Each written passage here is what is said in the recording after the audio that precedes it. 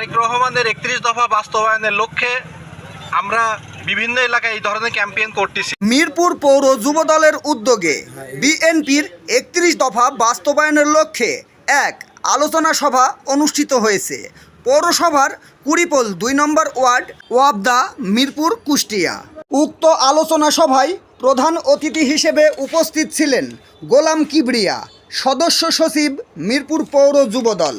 বিশেষ অতিথি হিসেবে উপস্থিত ছিলেন মোহাম্মদ রুহুল আমিন, সিনিয়র সহসভাপতি উপজেলা মৎস্যজীবী দল।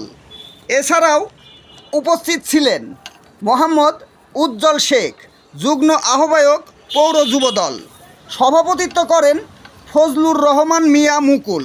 পরিচালনায় ইমরান আহমেদ হিজবুল্লাহ। সভাপতি মিরপুর পৌর মৎস্যজীবী দল।